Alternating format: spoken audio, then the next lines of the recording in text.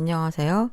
이번 시간에는 간단한 나이를 계산하는 프로그램을 만들면서 자바스크립트의 기본 개념인 변수와 자료형 그리고 연산자에 대해서 알아보도록 하겠습니다.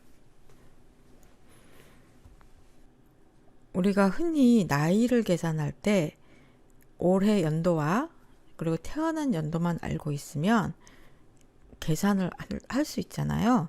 그래서 그것을 어떤 사람이든지 자기가 태어난 연도만 입력을 하면 나이를 계산해주는 간단한 프로그램을 작성을 해볼 거예요.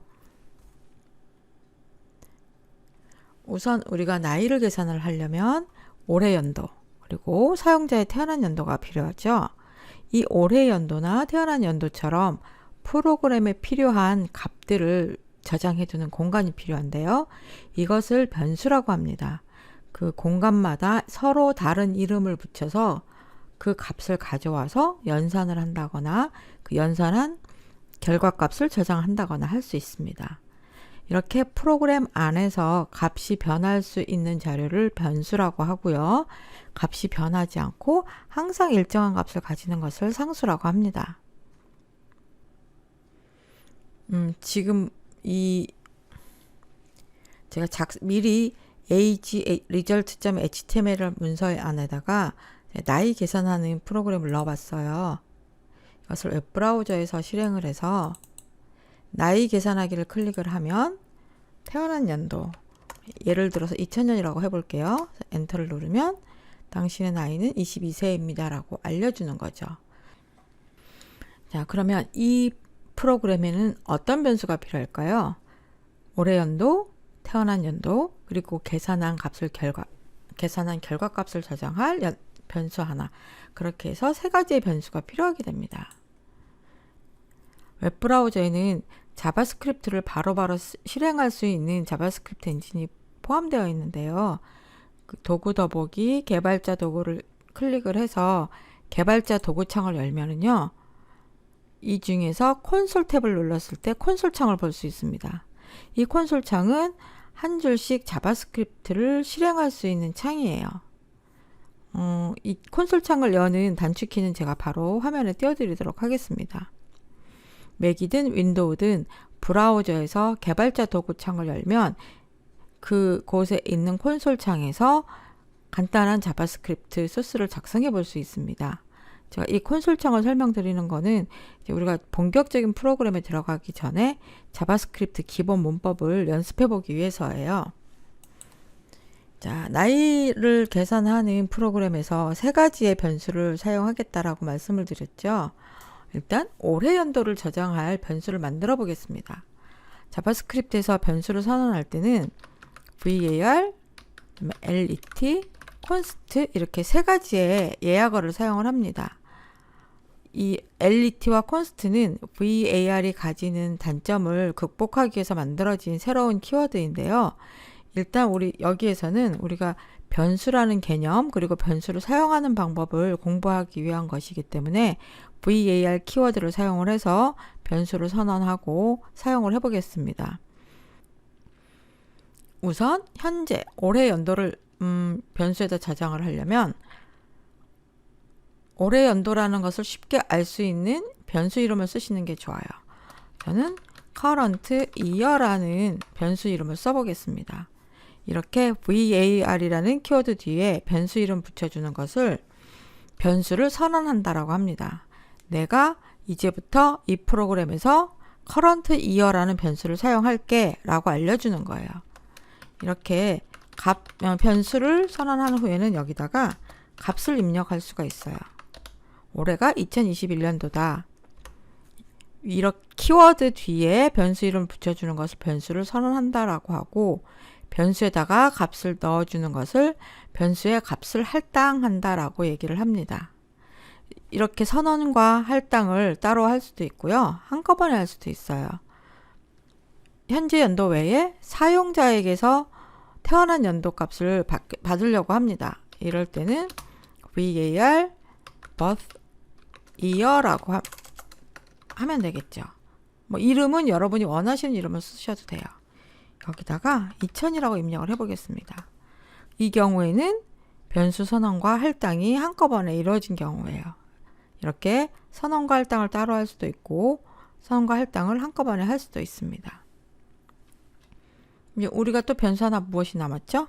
나이.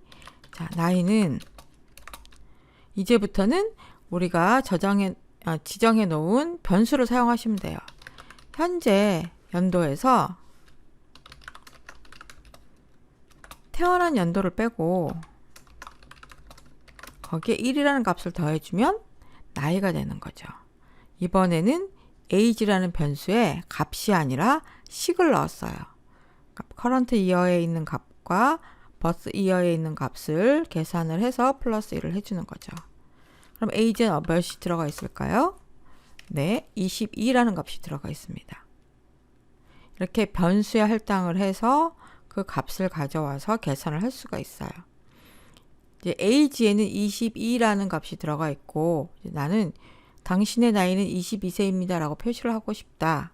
이것을 알림창에 나타내고 싶다. 그러면 alert 따옴표 안에 당신 나이는 그리고 age에 있는 값은 계산할 때마다 달라질 수 있는 값이기 때문에 따옴표 안에 못 넣고요.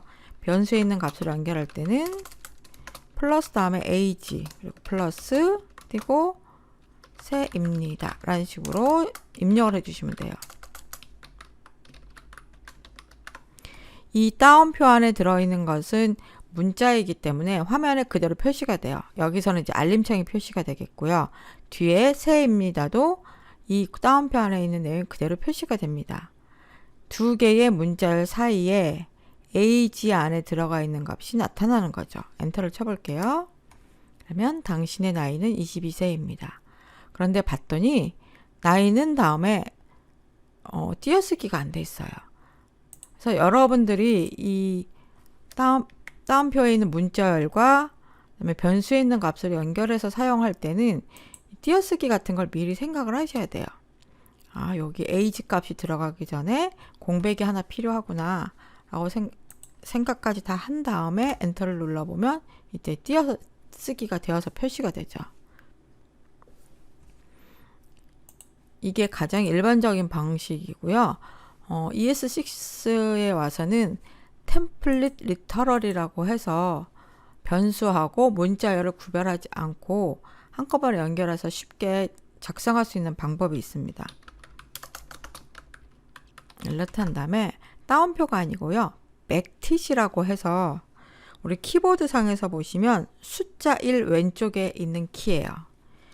그거를 누르고 작은 따옴표하고 다른 글자입니다. 이거 주의하셔야 돼요. 여기다가 내가 입력하고 싶은 대로 당신의 나이는 띄고 나서 여기 이제 변수 값이 들어갈 차례잖아요. 여기는 $사인과 함께 중괄호를 쓰고 여기다가 변수명을 써주시면 돼요. 그리고 똑같이 세입니다 하고 닫을 때도 백티스로 닫아주셔야 됩니다. 이렇게 해볼까요? 똑같이 나오죠. 그러니까 앞에서 입력했던 이것과 같습니다. 근데 차이는 뭐냐면 따옴표로 묶어서 해줄 때는 따옴표 문자, 아까 문자열과 변수, 문자열 이것을 연결해 줄 때 중간중간에 어떤 형식이 들어갈지를 뭐 띄어쓰기가 필요한다든지 이런 것들을 계산을 해서 넣어줘야 되지만 위에서 보신 템플릿 리터럴 같은 경우에는 백티 사이에 그냥 띄어쓰기 같은 거 간단하게 해주시면 돼요. 그리고 변수 부분만 $와 중괄호로 묶어주면 되거든요. 그래서 이것을 템플릿 리터럴이라고 하는데 좀 더 편리한 방법이긴 합니다.